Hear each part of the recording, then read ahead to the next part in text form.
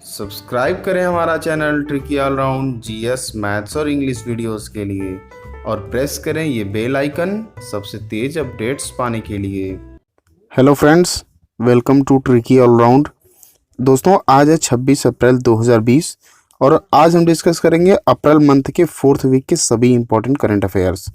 साथ ही साथ मैं इससे रिलेटेड आपको फैक्ट्स भी बताऊंगा और अगर आप इसकी पीडीएफ फाइल डाउनलोड करना चाहते हैं तो हमारे टेलीग्राम ग्रुप से जुड़ जाइए, जिसका डिस्क्रिप्शन बॉक्स में मैंने लिंक दे रखा है। वहां से आप इसकी पीडीएफ फाइल भी डाउनलोड कर सकते हैं। हमारे वीकली करंट अफेयर की सीरीज बिल्कुल भी मिस ना करें और जीएस और मैथ्स की वीडियोज़ के लिए भी हमसे जुड़े रहें। पहला प्रश्न है, हाल ही में विश्व पुस्तक दिवस कब मनाया गया है? देखिए, इंपॉर्टेंट डे है, जितने भी डेज होते हैं हर मंथ में सभी इंपॉर्टेंट होते हैं। तो विश्व पुस्तक दिवस जो है इस बार आपका 23 अप्रैल को मनाया गया है, यानी कि सी ऑप्शन बिल्कुल सही हो जाता है। हर साल 23 अप्रैल को विश्व पुस्तक दिवस मनाया जाता है। अब बात आती है कि क्यों मनाया जाता है, तो मानवता और सांस्कृतिक उन्नति में योगदान देने वाले लेखकों को श्रद्धांजलि देने के लिए ही 23 अप्रैल को ये विश्व पुस्तक दिवस मनाया गया है। अब बात आती है कि इसे मनाता कौन है, तो इसे मनाता है यूनेस्को। ठीक है, यूनेस्को का फुल फॉर्म क्या है? United Nations of educational, scientific and cultural organisation. ठीक है, इसका हेडक्वार्टर कहाँ है? पेरिस में है और इसके जो मौजूदा प्रेसिडेंट है ऑड्रे ऑजोरे हैं। ठीक है ना। और साथ ही साथ एक चीज़ ध्यान देने वाली बात है कि इसी दिन यानी कि 23 अप्रैल को ही इंग्लिश लैंग्वेज डे भी मनाया जाता है। ठीक है ना, इंग्लिश लैंग्वेज डे। अगले क्वेश्चन पढ़ते हैं। हाल ही में किस देश ने अपना पहला सैन्य उपग्रह नूर, ये इंपॉर्टेंट वर्ड है, नूर सफलतापूर्वक लॉन्च किया है? तो देखिए, हाल ही में ईरान ने, बी ऑप्शन बिल्कुल सही हो जाता है, ईरान ने अपना पहला सैन्य उपग्रह नूर सफलतापूर्वक लॉन्च किया है। अब बात ईरान की आती है, तो ईरान को मैप में देखिए, इसकी कैपिटल कहाँ है? तेहरान है। ठीक है ना। इसकी जो करेंसी है वो है ईरानियन रियाल। ठीक है, और इसके मौजूदा जो राष्ट्रपति हैं, प्रेसिडेंट हैं, वो हैं हसन रूहानी। कौन है? हसन रूहानी। हाल ही में आईएमएमए का नया अध्यक्ष किसे नियुक्त किया गया है? देखिए, आईएमए का नया अध्यक्ष किसे नियुक्त किया है? तो राकेश शर्मा। ए ऑप्शन बिल्कुल सही हो जाता है आपका, राकेश शर्मा को ही आईएमएमए का नया अध्यक्ष। अब ये आईएमएमए है क्या? तो ठीक है ना, इंटरनेशनल मोटरसाइकिल मैन्युफैक्चरिंग एसोसिएशन। ठीक है ना, क्या है? इंटरनेशनल मोटरसाइकिल मैन्युफैक्चरिंग एसोसिएशन के नए अध्यक्ष अब राकेश शर्मा जी बन गए हैं। अगले क्वेश्चन बढ़ते हैं। हाल ही में किस राज्य सरकार ने एप्था मित्रा ऐप और हेल्पलाइन नंबर लॉन्च किया? देखिए, मोस्ट इंपॉर्टेंट है, एप्था मित्रा ऐप और हेल्पलाइन लॉन्च किया है कि देखिए कोविड-19 को देखते हुए ये एप्था मित्रा ऐप और हेल्पलाइन नंबर लॉन्च किया है कर्नाटक सरकार ने। तो बी ऑप्शन बिल्कुल यहाँ से हो जाता है, कर्नाटक सरकार ने इस ऐप को और हेल्पलाइन को चालू किया है कोविड-19 के लिए।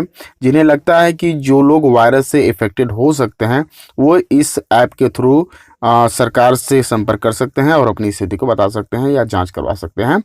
उन्हीं के लिए ये ऐप और हेल्पलाइन नंबर लॉन्च किया गया है। बढ़ते हैं अगले प्रश्न की तरफ। पांचवा प्रश्न, हाल ही में किसने राष्ट्रीय कार्यक्रम विद्यादान 2.0, देखिए मोस्ट इंपॉर्टेंट है, मैं पहले बता रहा हूँ, राष्ट्रीय कार्यक्रम विद्यादान 2.0 का लॉन्च किया है? तो यहाँ पे आपका MHRD, सी ऑप्शन बिल्कुल सही आता है, MHRD ने ही इसको जो है वो लॉन्च किया है। हमारे जो इस वक्त के मानव संसाधन विकास मंत्री हैं रमेश पोखरियाल जी, जिनको निशंक कहते हैं, रमेश पोखरियाल निशंक जी, उन्होंने ही इसकी शुरुआत की है। तो सी ऑप्शन बिल्कुल सही हो जाता है यहाँ पे। देखिए, ऑनलाइन एजुकेशन को बढ़ावा देने के लिए, चूँकि लॉकडाउन का समय चल रहा है, तो कोई इस वक्त पढ़ाई से दूर न रहे, हमेशा जुड़ा रहे, किसी भी स्टूडेंट के लिए फ्लो बना रहे, तो ये MHRD द्वारा ये ऑनलाइन एजुकेशन को बढ़ावा देने के लिए किया गया है, जिसमें कि कोई भी व्यक्ति इस एजुकेशन को बढ़ावा देने के लिए कंट्रीब्यूट कर सकता है। तो विद्यादान 2.0 जो कार्यक्रम है वो MHRD द्वारा चलाया गया है। ठीक है ना। अगला प्रश्न है, हाल ही में किस देश ने नई डिजिटल करेंसी DCEP, ध्यान देने वाली बात है, DCEP नई डिजिटल करेंसी लॉन्च की है? तो सी ऑप्शन बिल्कुल जाता है, चाइना ने, यानी कि चीन ने नई डिजिटल करेंसी DCEP लॉन्च की है। ठीक है ना। देखिए, चीन से एक बात याद आती है कि 2022 में जो विंटर ओलंपिक होने वाले हैं ना, वो चीन में ही होने वाले हैं, इसका भी आप ध्यान रखेंगे। हाल ही में वर्ल्ड प्रेस फ्रीडम इंडेक्स, देखिए ये भी इंडेक्स काफ़ी इंपॉर्टेंट होता है, में कौन सा देश शीर्ष पर रहा है? तो देखिए, हाल ही में नॉर्वे बी ऑप्शन बिल्कुल सही हो जाता है।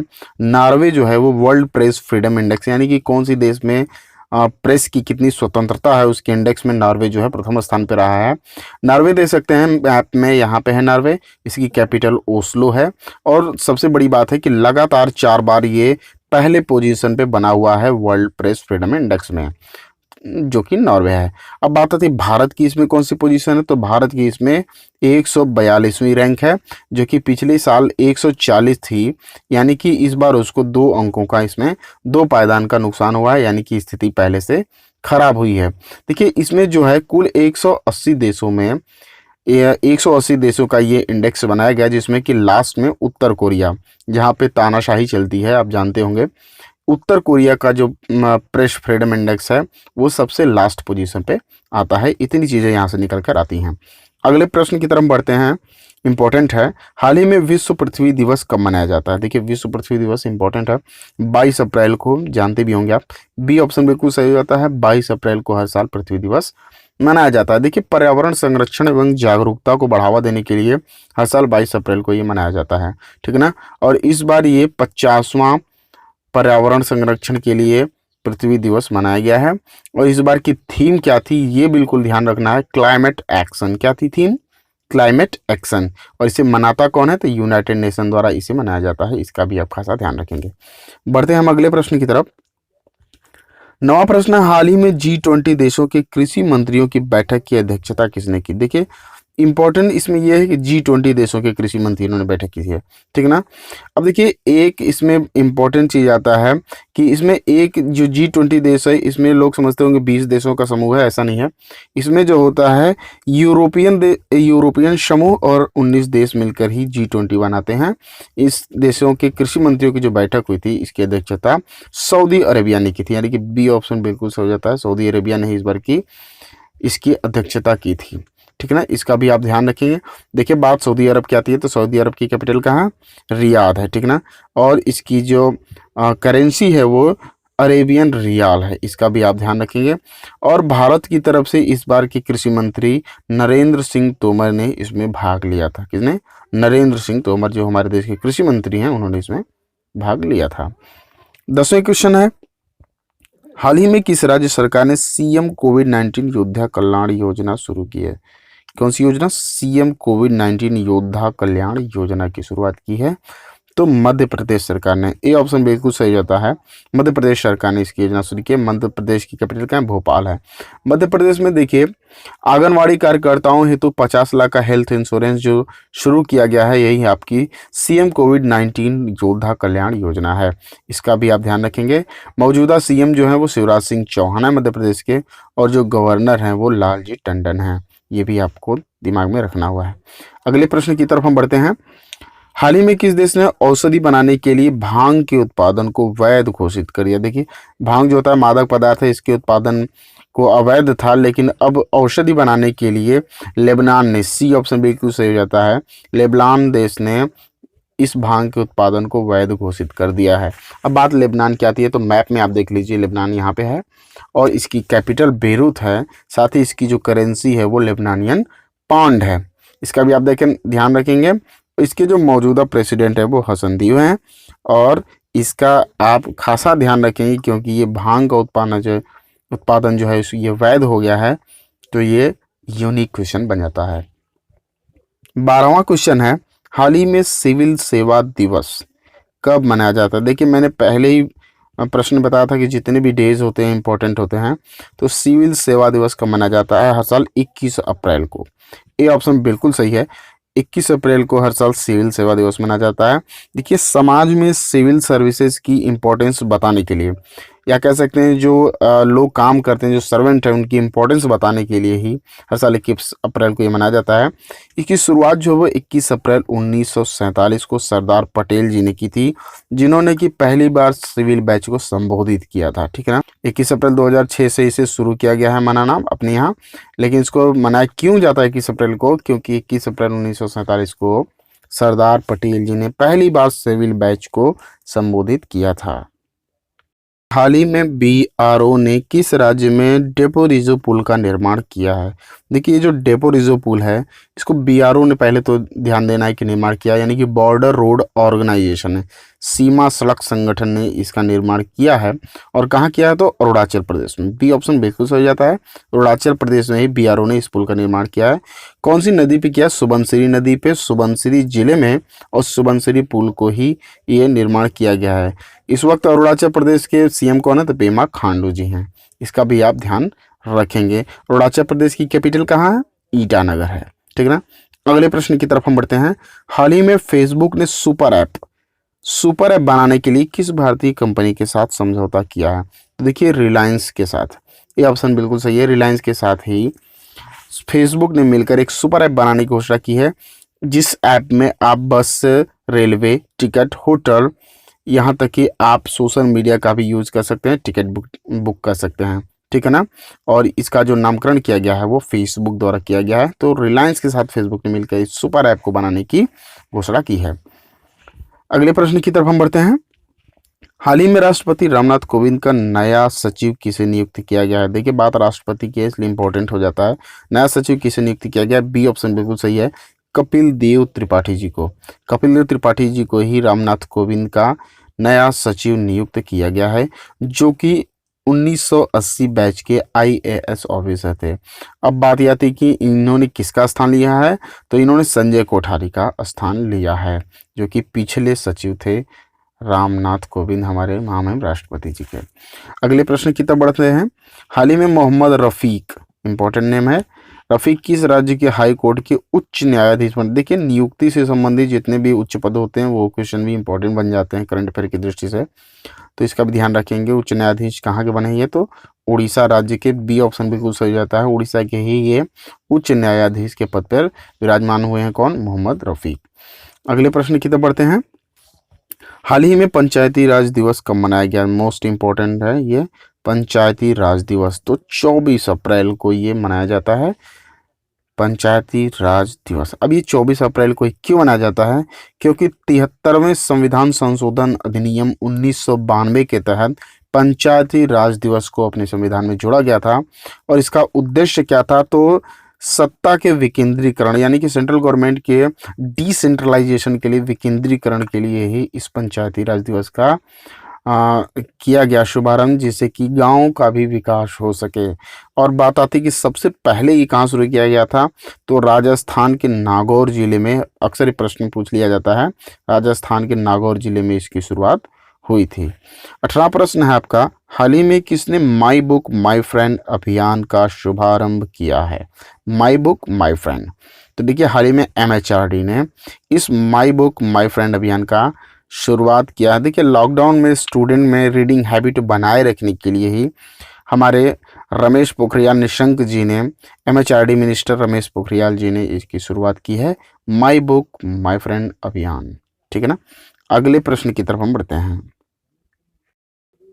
19वां प्रश्न है, किस देश में भारतीय उच्चायोग ने व्यापार को बढ़ावा देने के लिए वेबिनार का आयोजन किया है? तो ए ऑप्शन बिल्कुल सही होता है, बांग्लादेश ने ही इस वेबिनार का आयोजन किया है। अब देखिए, बात आती है कि वेबिनार क्या है। सेमिनार तो आपने सुना होगा, वेबिनार क्या है? तो ऑनलाइन जो इसमें डिस्कशन किया जाता है, जो ऑनलाइन आयोजन किया जाता है, उसे हम वेबिनार कहते हैं। ठीक है ना। तो इस बार बांग्लादेश ने इसका आयोजन किया गया है। देखिए, बांग्लादेश में मौजूद भारतीय उच्चायुक्त जो रीवा गांगुली हैं, उन्होंने ही इसका आयोजन किया है। देखिए, इंडिया बांग्लादेश जो ट्रेड है, यानी कि व्यापार है, उसको लॉकडाउन में भी दुरुस्त रखने के लिए इस वेबिनार का आयोजन किया गया है। अब बात बांग्लादेश की है, तो अब बांग्लादेश को मैप में देखिए, इसकी जो कैपिटल है वो ढाका है, और इसकी जो करेंसी है वो क्या है? बांग्लादेशी टका है। ठीक है ना। इसके जो मौजूदा पीएम और शेख हसीना जी, और जो मौजूदा राष्ट्रपति हैं अब्दुल्ला खान, इतना भी आप ध्यान रखेंगे। अगला प्रश्न है, हाल ही में मून जे इन किस देश के राष्ट्रपति बन गए हैं? तो दक्षिण कोरिया। बी ऑप्शन बिल्कुल सही रहता है, मून जे इन दक्षिण कोरिया के राष्ट्रपति बन गए हैं। देखिए, दोबारा इन्होंने इस पद पे अपनी जगह बनाई है, मून जे इन ने। ठीक है ना। इसकी कैपिटल कहाँ है दक्षिण कोरिया की? मैप में देख सकते हैं इसकी पोजीशन, और जो कैपिटल है वो सियोल है, और इसकी जो करेंसी है वो दक्षिण कोरियाई वॉन है, ठीक है ना, इसके भी आप ध्यान में रखेंगे। अगले प्रश्न की तरफ बढ़ते हैं। हाल ही में फिच रेटिंग ने भारत के जीडीपी वृद्धि दर कितने प्रतिशत रहने का अनुमान लगाया है? देखिए ये इंपॉर्टेंट क्वेश्चन है। एक तो फिच रेटिंग जो संस्था है वो जारी कर रही है इसकी आंकड़े और जीडीपी वृद्धि दर के बारे में है, इसलिए इम्पोर्टेंट है। तो इस बार जो भारत की जीडीपी वृद्धि दर है वो 1.8, बी ऑप्शन बिल्कुल सही जाता है। फिच रेटिंग ने 1.8 जीडीपी वृद्धि दर प्रतिशत रहने का अनुमान लगाया है, ठीक है ना, इतना आप ध्यान रखेंगे। अगला प्रश्न है, हाल ही में गूगल द्वारा लॉन्च किए गए ब्रेल कीबोर्ड, मोस्ट इंपॉर्टेंट है, ब्रेल कीबोर्ड का नाम क्या है? तो देखिए टॉक बैक, सी ऑप्शन बिल्कुल सही जाता है। गूगल द्वारा लॉन्च किया गया जो ब्रेल कीबोर्ड है, जो कह सकते हैं कि ब्रेल कीबोर्ड, ये टॉकबैक नाम से लॉन्च किया गया दृष्टिबाधित लोगों के लिए, ठीक है ना। अब बात आती है कि ब्रेल दिवस मनाया कब जाता है, तो हर साल 4 जनवरी को ब्रेल दिवस मनाया जाता है, इसका भी आप ध्यान में रखेंगे। अगला प्रश्न है, हाल ही में नासा द्वारा खोजे गए पृथ्वी के आकार के एक्सोप्लैनेट का नाम क्या है? ठीक है ना, मोस्ट इंपॉर्टेंट क्वेश्चन है एक्सोप्लैनेट। तो इस बार एक्सोप्लैनेट जो खोजा गया है नासा द्वारा उसका नाम है केपलर 1649c, यानी कि सी ऑप्शन बिल्कुल सही जाता है। केपलर 1649c जो है वो पृथ्वी के आकार का खोजा गया एक्सोप्लैनेट है, जो लगभग पृथ्वी से 300 प्रकाश वर्ष की दूरी पे है। ध्यान रखें कितना, 300 प्रकाश वर्ष। और आप जानते हैं कि एक प्रकाश वर्ष बराबर 9.46 गुणे 10 के पावर 15 मीटर, या 9.46 इंटू 10⁻15 मीटर होता है, 1 लाइट ईयर। और ये इसकी जो डिस्टेंस है, जो एक्सोप्लैनेट है उसकी अर्थ से डिस्टेंस कितनी है, 300 लाइट ईयर्स है, ठीक है ना। अब बात नासा की है, तो देखिए नासा जो है इसका फुल फॉर्म क्या है, national aeronautics and space administration. इसकी स्थापना कब हुई थी, 1958 में। और इसका जो हेडक्वार्टर है वो कहाँ है, वॉशिंगटन डीसी में है, ठीक है ना। इतनी चीज़ें यहाँ से निकल के आती हैं। तो आशा करता हूँ आपको वीडियो पसंद आया होगा। वीडियो को लाइक ज़रूर करिए, अपने दोस्तों को शेयर करिए, और अगर आपने चैनल को सब्सक्राइब नहीं किया तो सब्सक्राइब जरूर कर लीजिए। मिलते हैं नेक्स्ट वीडियो में, तब तक के लिए जय हिंद दोस्तों।